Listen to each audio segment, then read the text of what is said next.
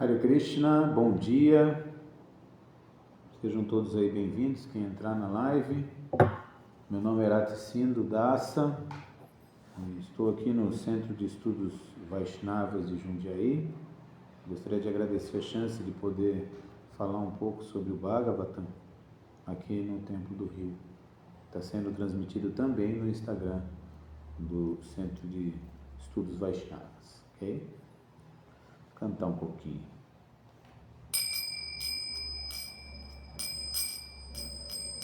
Jayo Radha Madhava Kunja Bihari, Jayo Radha Madhava Kunja Bihari, Gopi Jana Vallabha Grivaradhari, Gopi Jana Vallabha Grivaradhari, Yashodanandana Brajajana Ranjana Yodanandana Brajajana Ranjana Jamunatira Vanachari, Jamunatira Vanachari, Jayo Radha Madhava Kunja Bihari.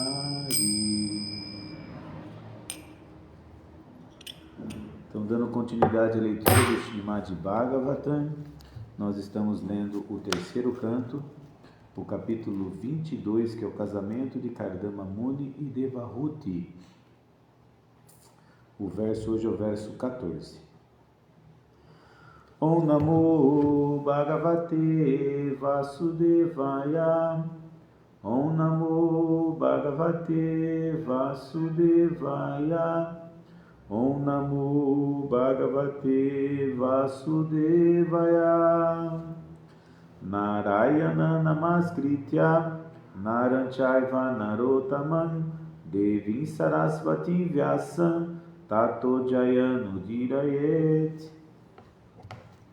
Então, o verso: Ahantoashnarvam vidwan vivahartam samudyatam atastvam upakurvana pratam pratigrihaname.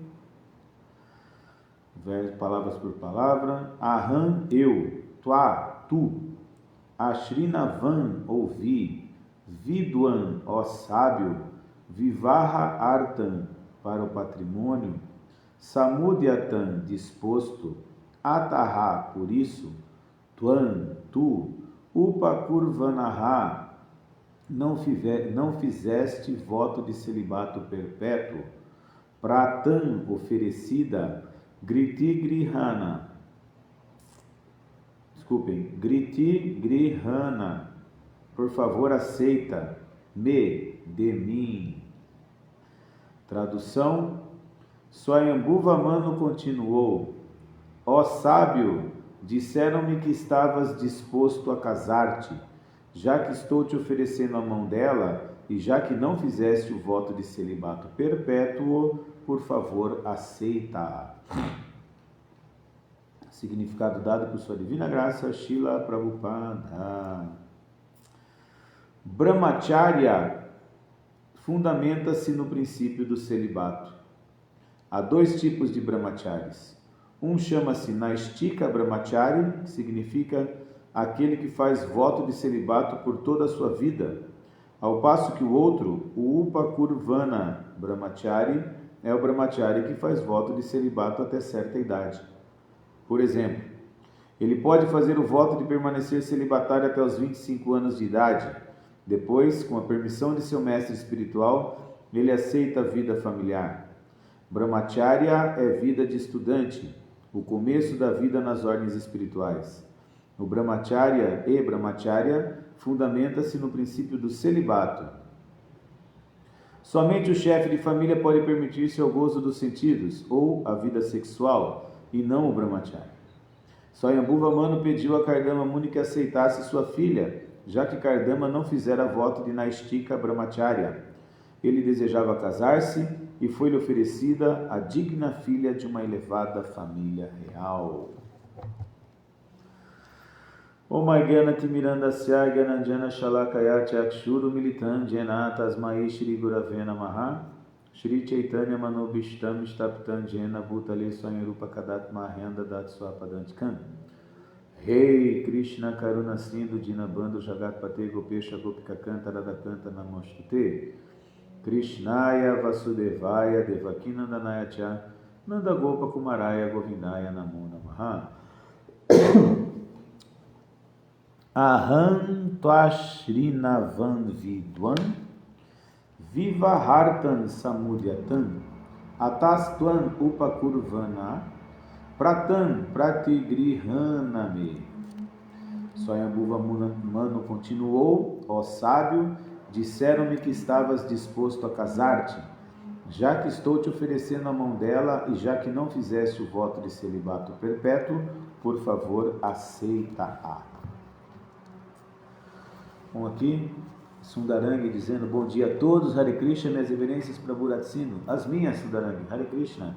Eu te vi no Ratha Yatra lá, mas não consegui falar contigo.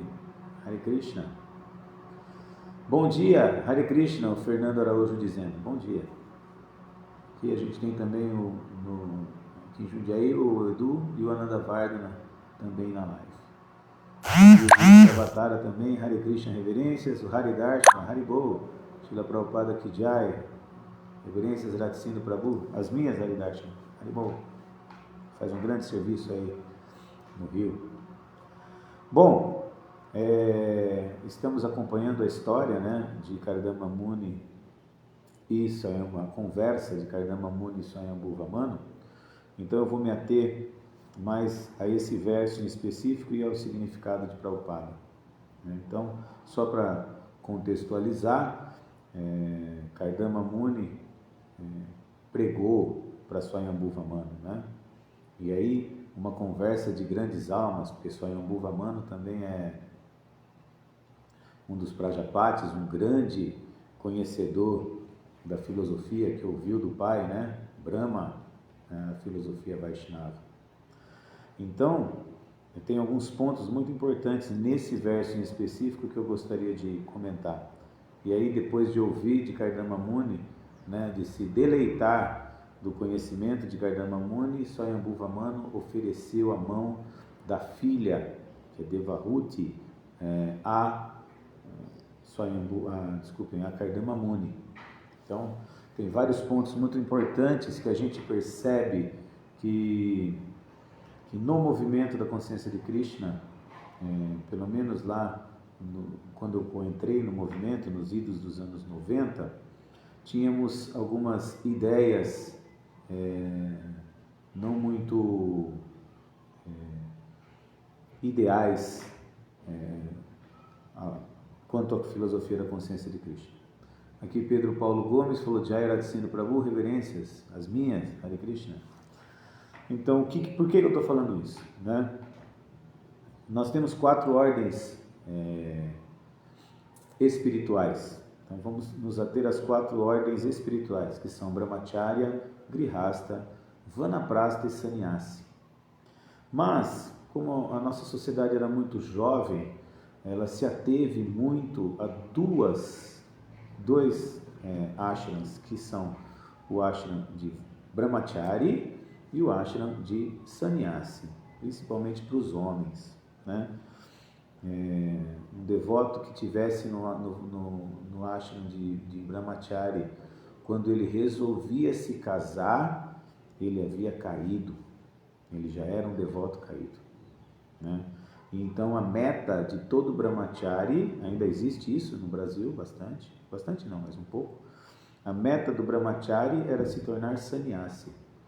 Aquele que não se tornava sannyasi estava apegado a esse mundo material e não tinha muita chance de crescimento espiritual.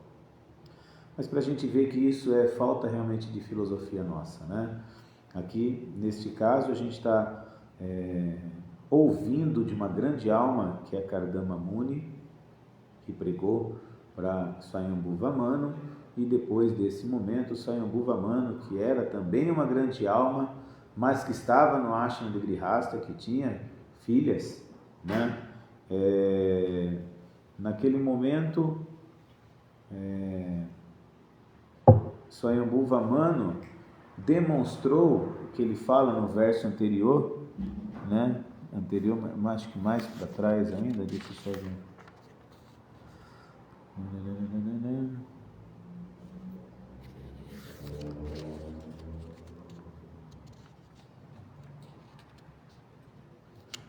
Eu não me lembro aqui, mas em um dos versos anteriores, ele fala que ele é apegado à sua filha.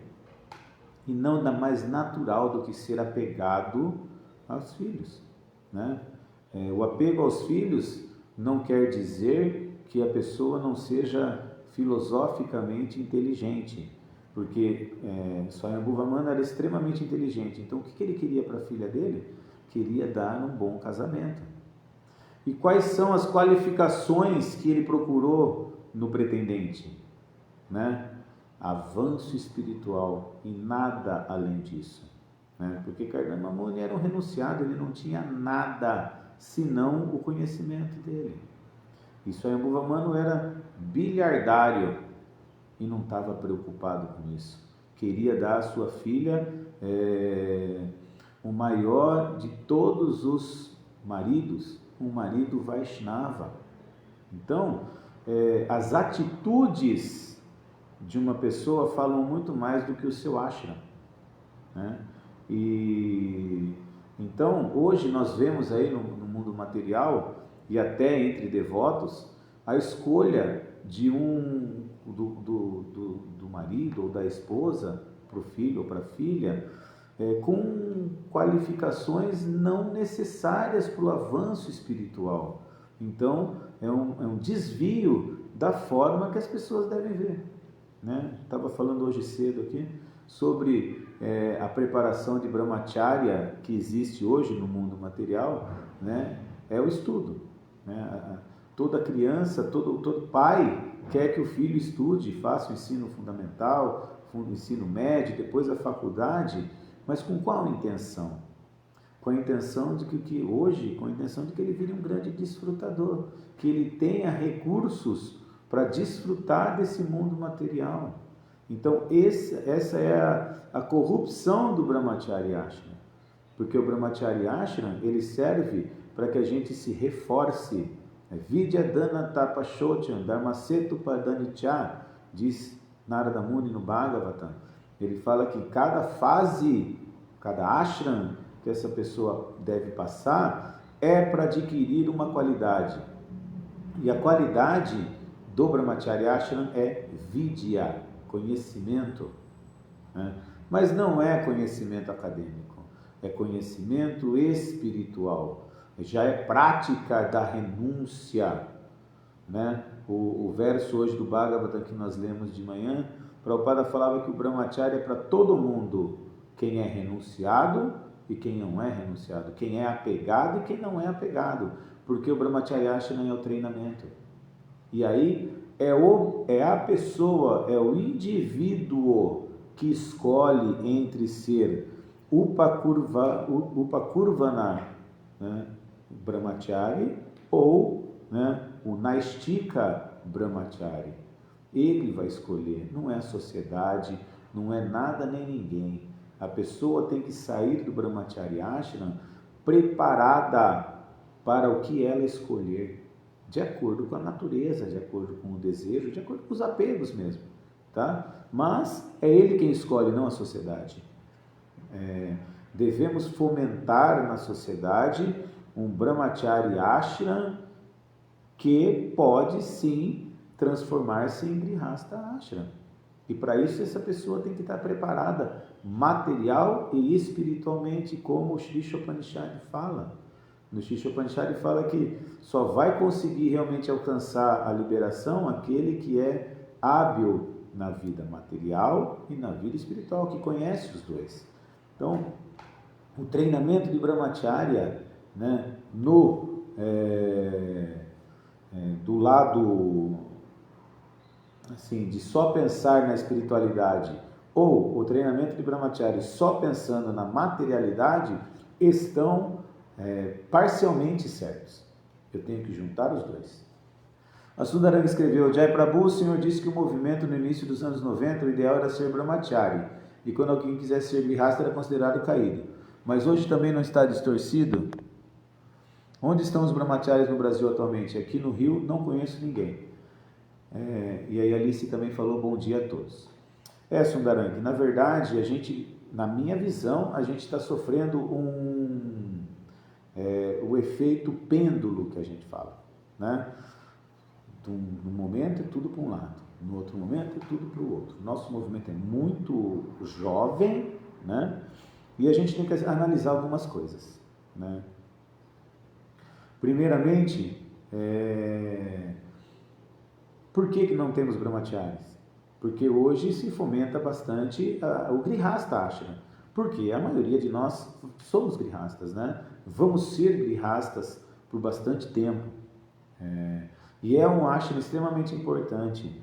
Mas a experiência que eu tenho, que um Grihasta que não tem preparação de vidya, não tem uma boa vida familiar. Seja como for. Seja material ou espiritualmente. Para se ter uma boa vida familiar, precisa-se de um bom treinamento. E o treinamento é o Brahmachari Ashram. Não tem jeito. Só que, como teve muita forçação de barra no começo do movimento, agora não se quer ter, né? É o que está acontecendo na nossa sociedade. Nossos pais nos cobraram demais e hoje nós cobramos pouco dos nossos filhos. Muito pouco. Né? Então, nossos filhos acabam se tornando fracos, sem muita força, mesmo material, que dizer espiritual. E nós temos um outro problema, uma outra situação, vamos dizer, não é um problema, mas uma outra situação, que a maioria que hoje vem entrando para o movimento já são casados.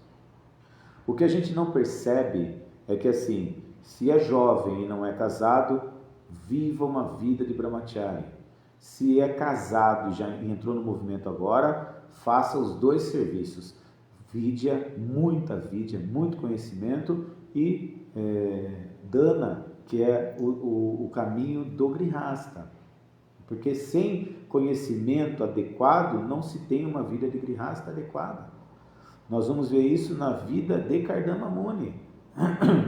Dando um spoilerzinho do que vai acontecer, porque é do contexto, Kardama Muni, quando casa com Devahuti, eles vão continuar a viver uma vida asceta, uma vida completamente desapegada de tudo e de todos.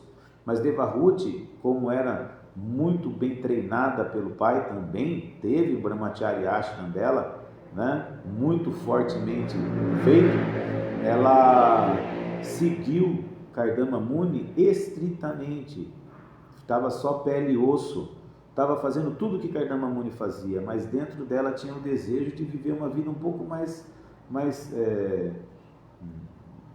desfrutadora, mas dentro do padrão Grihasta.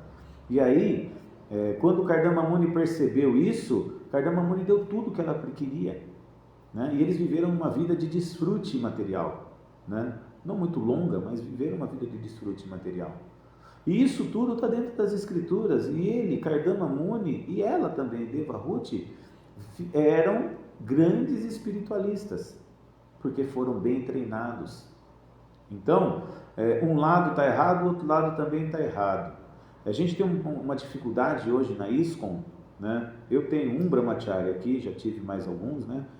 Cada um tomou seu caminho. Aí eu estou com um Brahmachari hoje, que estuda bastante, que vive uma vida realmente que eu acho que é adequada para um Brahmachari, né? Mas a maioria dos templos hoje não aceita Brahmachari também, por isso que a gente não vê, né? Fomenta-se muito projetos na casa das pessoas, tudo, mas ninguém tem o templo como centro, né?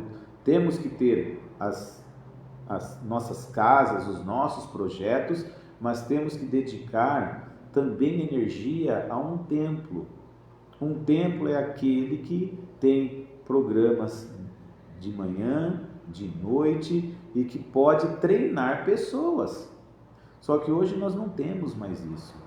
E onde tem, às vezes corre o perigo de treinar pessoas para que elas sejam brahmacharis o resto da vida. E também não é funcional. Então a gente tem um dever de casa, que é o quê? Criar centros, criar com pessoas que possam tocar esses centros e os outros em volta mantendo esse centro para tranquilidade do treinamento. Porque se a gente não tiver esse tipo de treinamento, não vamos criar kardamas munis. Vamos criar pessoas sem filosofia, sem conhecimento. E isso não traz um bom resultado. Deu um problema aqui, está acabando a bateria, só um instante, deixa eu só pegar o carregador, senão nós vamos ficar no meio da live.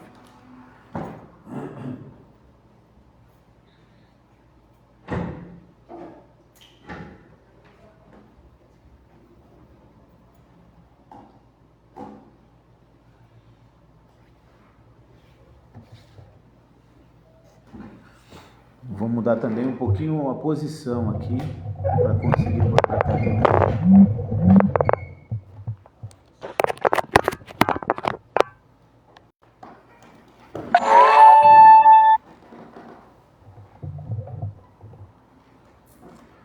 Então, dando continuidade,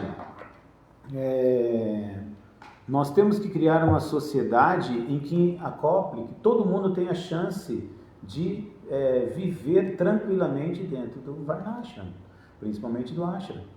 Quando Narada Muni explica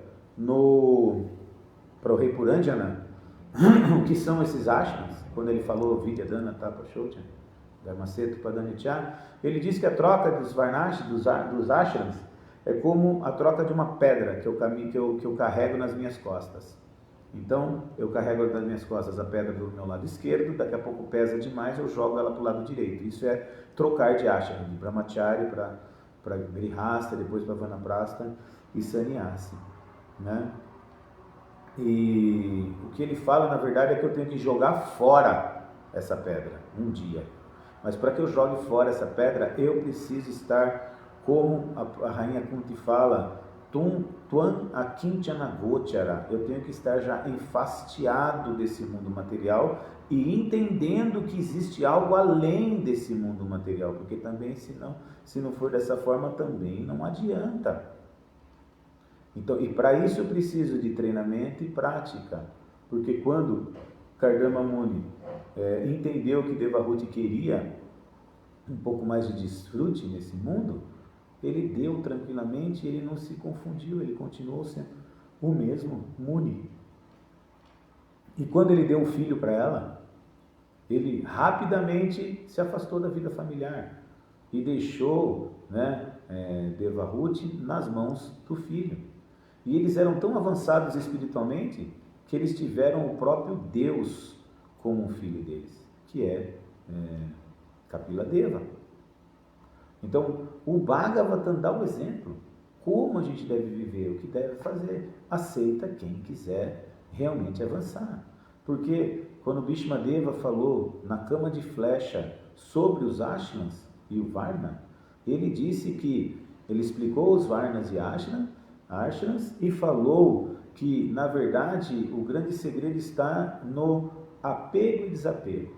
O apego, mesmo com Varna e ashram, vai cada vez mais aprofundar a pessoa na vida da vida material, no calabouço da vida material. E o desapego vai fazer com que essa pessoa cada vez mais avance em consciência de Deus. Então é um caminho simples, porém perdido um pouco, vamos dizer assim. A gente não pode achar que a vida de Brahmachari leva essa pessoa para o céu espiritual, nem que a vida de Grihasta faz isso, nem que a de Vanaprastha, nem a de Sannyasi. A gente temos um problema na ISKCON, que a gente tem que conversar claramente sobre isso, né?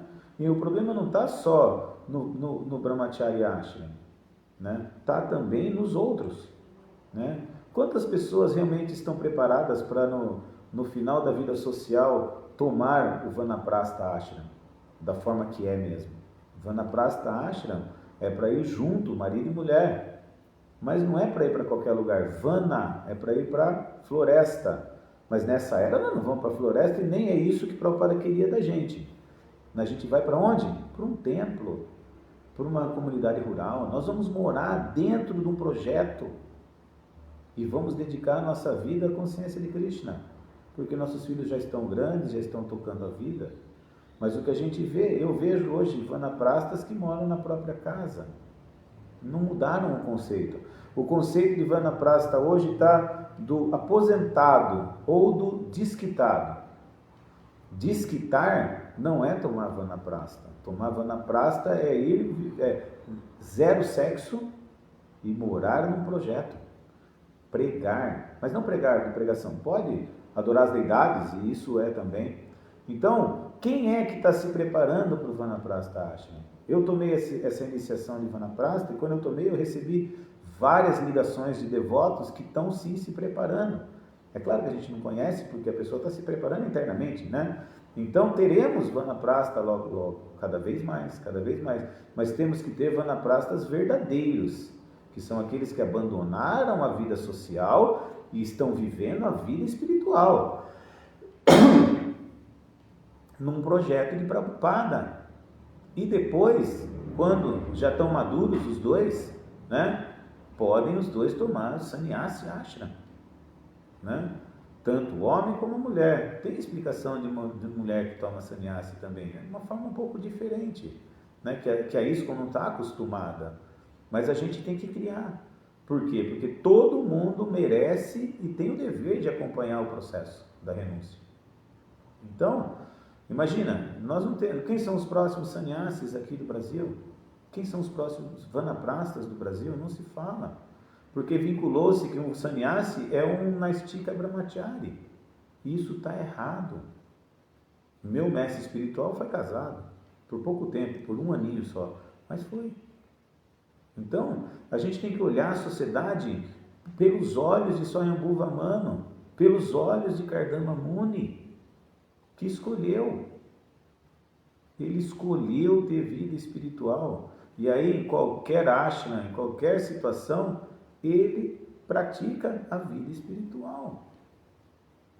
E o desejo de renúncia dele foi mais forte que o desejo de casado. Então, ele renunciou rapidamente.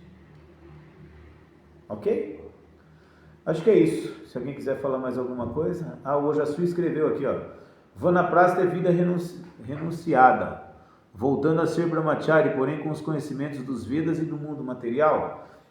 Esse aí é a vida de sannyasi. O Vanaprastha em específico, ele ainda volta sem a renúncia total. Ele pode estar acompanhado da esposa, ou a esposa Vanaprastha acompanhada do marido. Fase. O Vanaprastha, na verdade, ele tem como princípio da vida dele austeridade. Vidya, Dana, que é Vidya, conhecimento do Brahmachari, Dana, que é caridade do Grihasta, e Tapa, austeridade. O casal, o homem ou a mulher, voltam a praticar austeridades, acordar cedo, comer menos, falar menos, dedicar mais à vida espiritual e vai andando para poder, né, no final da vida, pegar a renúncia total. A renúncia é grande, não é simples. E na verdade, o sannyasi ashram está baseado em Vidyadhana Tapa Shaucham, veracidade. Ninguém consegue ser veraz se não aprendeu a verdade. Tenta aprender a verdade aproximando-se do mestre espiritual, não é isso que Krishna fala no Gita? Então a gente tem que se aproveitar de ter grandes mestres espirituais do movimento para a gente se formar.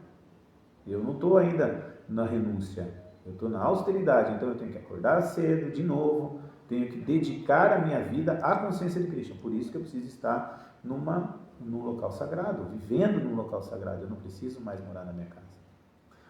O Pedro Paulo escreveu, também Kardama Muni tinha o dever prescrito de criar progenie dado pelo seu pai, o Sr. Brahma, e ele se preparou para isso. Sim, mas a gente sabe que ele tinha o direito de também não ter, porque os Kumaras também tinham esse dever e não os cumpriram. É desejo, eu não posso ter um dever maior do que o meu desejo de servir a Krishna da minha forma. Então, eu posso aceitar esse desejo, esse dever ou não. A gente vê o caso de Bhishma, que pegou como dever ser um celibatário para o resto da vida e criou grandes problemas para a sociedade. Ele é um devoto puro de Krishna, fez isso por arranjo de Krishna, mas para segurar um voto, ele acabou criando bastante problema. Então a gente tem que estar desapegado até dessa situação. Eu tenho que estar apegado a seguir a minha vida espiritual com seriedade, com muita força, mas não só porque eu sou meu dever prescrito de criar progênie. A Sundarani disse: morar nos templos está cada vez mais complexo. Acho que é por isso que muitos devotos na fase de vida vanaprastha ou aposentados preferem continuar morando em suas casas. Mas não é o padrão. Na verdade, eu também não tinha onde morar, eu criei um templo. Eu abri um local sagrado, abri para as pessoas morarem e a gente está cada vez assim conseguindo mais sucesso. Inclusive o nosso projeto agora é o dono do projeto também de Jarikanda. Então o nosso projeto está aumentando e nós vamos preparar Jarikanda para quem quiser viver vida de vanaprastha. E não precisa morar dentro do ashram com um monte de brahmachari do lado. Faz uma casinha lá em Jarikanda ou em Nova Gokula, em qualquer lugar, e viva a sua vida individual e ao mesmo tempo espiritual. Não dá para viver na sua própria casa. Eu vivi 20 anos casado e a diferença que tem na minha vida espiritual hoje e na minha vida como grihasta é gritante, porque estou sempre perto dos devotos, assim, mais perto possível, que é junto deles, acordando junto, participando do Mangalarati todos os dias. O Haridarshana falou também: temos que começar a direcionar esforços para perceber os jovens que apresentam tendências ao monastério, senão, como fica a adoração de deidades? Então, olha, Haridarshana, eu nem me preocupo tanto com a adoração à deidade, porque Krishna não precisa de adoração, E eu me preocupo realmente com a preparação dos brahmacharis. Só que tem um detalhe que eu queria te falar. Você falou jovens que apresentem tendência ao monastério. Isso não é verdade, na minha visão, na minha humilde visão. Todo jovem tem que ter brahmachari ashram. A tendência não existe para isso. A tendência vem depois, a ser grihasta, ou a ir para vanaprastha, para sannyasa, aí tudo bem a tendência, mas o brahmachari ashram não é tendência, é obrigatoriedade. Isso é o que as escrituras falam. E a adoração da deidade, eu também não tenho muito essa visão, porque na verdade o importante para o brahmachari é que ele se treine a renúncia, vairagya, vidya, nidya, bhakti yoga. A vairagya e vidya, conhecimento e renúncia. Sikshartam eka purusha purana, Shri Krishna Chaitanya Shariradari, Yastam Buddhi, não me lembro a palavra, Prapadye, que é eu me rendo ao seu Chaitanya, que é a personificação de vairagya e vidya, desapego e renúncia. Então é isso. A adoração à deidade nem me preocupa. O que me preocupa são jovens que estão sendo treinados, jovens filhos de devotos que estão sendo treinados pelo mundo material, estão sendo direcionados para serem materialistas com boas faculdades, mas ao mesmo tempo não têm preparação espiritual para viver. Mas o jovem vai fumar maconha mesmo? Vai, eu sei disso. A maioria vai, mas se puder não passar por isso, é só com treinamento, porque senão acha que esse mundo é certo, que esse mundo está bem, está legal. Os devotos, nossos filhos, têm que ser de acordo com o que eles queiram, porque nós escolhemos ser Hare Krishna, nossos filhos não, mas a gente deve dar a chance de nossos filhos a serem, então essa palavra de monastério, monges, Os monges de verdade são deveriam ser os vanaprastas e os sannyasis. Um brahmachari não é um monge, é um treinando, vamos dizer assim, num internato. Ok? Muito obrigado, Hare Krishna. Desculpem qualquer coisa. Srila Prabhupada Ki Jai.